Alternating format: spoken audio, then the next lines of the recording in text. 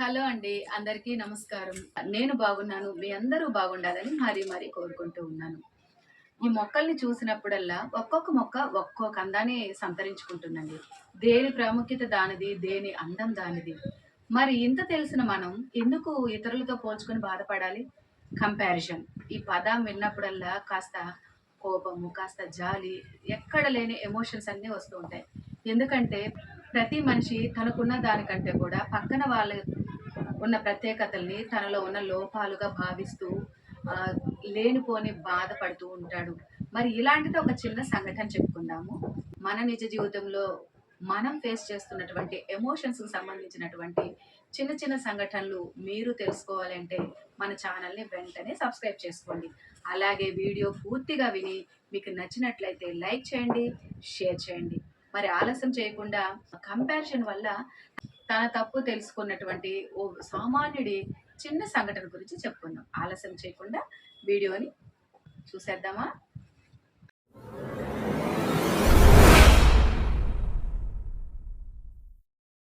Comparison ఈ పదం గురించే కదా మనం చెప్పుకుంటూ ఉన్నాము.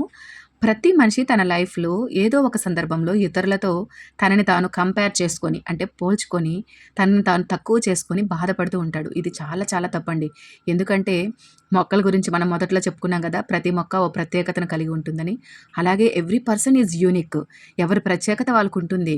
కాకపోతే మనలో ఉన్న టాలెంట్‌ని మనం గుర్తించి దాన్ని షైన్ అప్ చేసుకొని మనం డెవలప్ అవ్వాలి. అది మాత్రమే మన చేతుల్లో ఉంటుంది. ఎప్పుడూ ఇతరులతో పోల్చుకోకూడదు. సరే ఎందుకిదంతా? ఏదో ఒక సామాన్యుడి గురించి చెప్తాను అనింది ఏదేదో చెప్తుందనుకుంటారు మళ్ళీ మీరంతా. ఒక 55 సంవత్సరాల వయసుండేటటువంటి ఓ వ్యక్తి ఎప్పుడూ వాకింగ్‌కెళ్ళినప్పుడు చాలా చాలా దిగులుగా ఉంటూ ఉంటాడు. అతని భార్యకు ఇతనెప్పుడు డిప్రెషన్‌లో ఉన్నాడు, ఏదో నిరాశ, ఏదో దిగులు, ఏదో అసంతృప్తితో బాధపడుతూ ఉన్నాడు. ఎలాగైనా ఈయనకి కౌన్సెలింగ్ ఇప్పించాలని చెప్పి ఓ క్లినికల్ సైకాలజిస్ట్ అపాయింట్‌మెంట్ తీసుకుందంట. ఆయన్ను కౌన్సెలింగ్‌కి తీసుకెళ్ళింది. ఆ సైకాలజిస్టు కౌన్సెలింగ్ స్టార్ట్ చేశాడు. ముందుగా తన యొక్క వ్యక్తిగత విషయాలన్నీ అడిగి తెలుసుకున్నాడట. ఆమెను బయటికి పంపించేసి చెప్పండి సార్ ఏంటి అసలు మీ ప్రాబ్లమ్? ఎందుకు మీరింత డిప్రెసివ్‌గా ఉన్నారు? మీకేమన్నా శారీరకంగా సమస్యలున్నాయా? ఏదైనా ప్రాబ్లమ్స్ ఉన్నాయా? చెప్పండి. దానికి మనం పరిష్కారం తెలుసుకుందాము అని అన్నాడట. వెంటనే ఆ వ్యక్తి నిజం డాక్టర్ నాకు చాలా ఆందోళనగా ఉంది. చాలా చిక్కులున్నాయి. చాలా సమస్యలున్నాయి. ఒత్తిడి పెరిగిపోతూ ఉంది. పిల్లలు ఇంతవరకు చదువులు గాని, ఉద్యోగాల పరంగా ఒక కొలిక్కి రాలేదు వాళ్ళ లైఫు. వాళ్ళు స్థిరపడాలి, పెళ్ళిళ్ళవ్వాలి, ఇంటి లోను, కారు లోను అయ్య బాబోయ్! చెప్పుకుంటూ పోతే అసలు ఎంత ప్రెషర్ నాలాంటి ఇన్ని కష్టాలు పడే వ్యక్తి ఉన్నాడా అని ఆలోచించి నేను అస్సలు ఎంత డిప్రెషన్‌కి లోనైపోతున్నానో, ఏమైపోతానో అని భయపడిపోతూ ఉన్నాను అని చెప్పాడట. మా ఎదురింటి వాళ్ళు, పక్కింటి వాళ్ళు ఎంత బాగా సెటిల్ అయిపోతున్నారు. ఎంత సంపాదించేస్తున్నారు. నా వల్ల అస్సలు అవ్వట్లేదు. వాళ్ళంత గొప్పోళ్ళైపోతున్నారే. నేను మాత్రం ఇలా ఉన్నానని నాకెక్కువ డిప్రెషన్‌గా ఉంది డాక్టర్ గారు అని అడిగాడట. మీకున్నటువంటి డిప్రెషన్‌కి ఒకటే మార్గం. మీరు మీ ఊరికి వెళ్ళండి. మీ ఊరిలో మీరు చిన్నప్పుడు 10థ్ క్లాస్ వరకు చదువుకున్న స్కూల్‌కి వెళ్ళండి. ఆ స్కూల్‌లో మీతో పాటు ఎంతమంది చదువుకున్నారో, వాళ్ళు ఎక్కడున్నారు, ఏం చేస్తున్నారో ఆ బుక్ పట్టుకొని దాంట్లో ఉన్నటువంటి వివరాలన్నీ సేకరించి ఏమేం చేస్తున్నారో కనుక్కొని నాకు తెలియజేయండి. కాస్త లేట్ అయినా పర్వాలేదు. మీతో పాటు 10థ్ క్లాస్ చదివినటువంటి మీ క్లాస్‌మేట్స్ అందరూ ప్రస్తుతం ఎక్కడున్నారు, ఏం చేస్తున్నారో కనుక్కోరండి అని చెప్పాడట. ఇతను వాళ్ళ ఊరికెళ్ళి తనతో 10థ్ క్లాస్‌లో చదువుతున్న దాదాపు 120 మంది పేర్లు నోట్ చేసుకొని అక్కడున్న క్లర్క్‌కి చెప్పాడట. మేమంతా గెట్ టుగెదర్ ఫంక్షన్ జరుపుకోబోతున్నాము. అందుకని వీళ్ళ వివరాలు కావాలి అని. వెంటనే ఆ క్లర్కు మంచిదే సార్ ఇప్పుడున్న ట్రెండ్ అదే కదా! గెట్ టుగెదర్ ఫంక్షన్స్ ఎప్పుడెప్పుడో చదువుకున్నోళ్ళంతా కలుసుకుంటున్నారు కదా!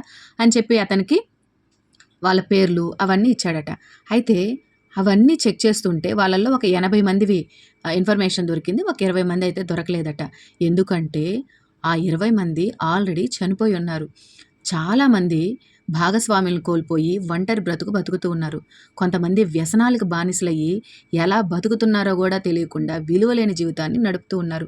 కొంతమంది ఆర్థికంగా దెబ్బతిన్న వాళ్ళు, కొంతమంది కాస్త ఉద్యోగాలు చేసుకుంటూ సెటిల్ అయిన వాళ్ళు, కొంతమంది జైలు పాలైన వాళ్ళు, ఇట్లా రకరకాల సమస్యలతో బాధపడుతున్నారని ఆ సమాచారంలో అతనికి తెలిసింది. తాను రాసుకున్న ఈ సమాచారాన్నంతా ఒక క్రమ పద్ధతిలో పాయింట్ల వారీగా నోట్ చేసుకొని డాక్టర్ వద్దకు వెళ్ళాడట. ఆ లిస్ట్ అంతా చూసిన డాక్టర్ గారు, "ఇప్పుడు చెప్పండి సార్, నీకు రోగాలు లేవు, ఆకలి సమస్య లేదు, ఎంతో కొంత సంపాదన ఉంది. కుటుంబ సభ్యులు కూడా చక్కగానే మీరు చెప్పినట్టు వింటూ, చదువుకుంటూ ఉన్నారు. ఎలాంటి బాధలు లేవు. ఎందుకు మీరు ఇంతగా డిప్రెషన్ అవ్వాలి? మీ ఇంటి ముందు, వెనక ఉన్న వాళ్ళని మాత్రమే పోల్చుకొని మీరు బాధపడుతూ ఉన్నారు. మీరు తక్కువ స్థాయిలో ఉన్నారని. నీతో చిన్నప్పటి నుంచి చదివిన దాదాపు 120 మంది స్టూడెంట్స్‌లో ఎంతమంది లైఫ్ సక్రమంగా ఉందో ఆలోచించండి. సో, ఒకరితో కంపారిజన్ చేసుకోవడం కాదు. మనకున్న దాంట్లో మనం తృప్తిగా జీవించాలి. అలా జీవించలేనప్పుడే డిప్రెషనే కాదు, అనేక రకాల జబ్బులు మనల్ని వెంటాడి, మనకున్న ఈ కాస్త లైఫ్ కూడా లేకుండా పోతుంది. కాబట్టి ఎప్పుడు ఇతర పల్లెల్లో ఏముందో చూడడం మానేసి, మీ పళ్ళెంలో ఉన్న ఆహారాన్ని ఆస్వాదించడం నేర్చుకోండి సార్.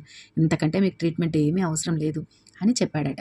అంటే ఎప్పుడు మన సామర్థ్యాన్ని మనం ఇంప్రూవ్ చేసుకొని, మనకు మనం డెవలప్ అవ్వాలే కానీ, పక్కన వాళ్ళతో కంపారిజన్ చేసుకొని, వాళ్ళకంటే మనం తక్కువ స్థాయిలో ఉన్నాము అని ఫీల్ అవ్వకుండా, మనన ఎక్కువ కష్టాలు పడుతున్న వారిని చూసి, భగవంతుడు మనకి ఇంత మాత్రం లైఫ్‌నైనా ఇచ్చాడని సాటిస్ఫై అవ్వాలే తప్ప, ఇతరులతో పోల్చుకొని డిప్రెషన్‌కి లోనైతే మన లైఫే స్పాయిల్ అవుతుంది.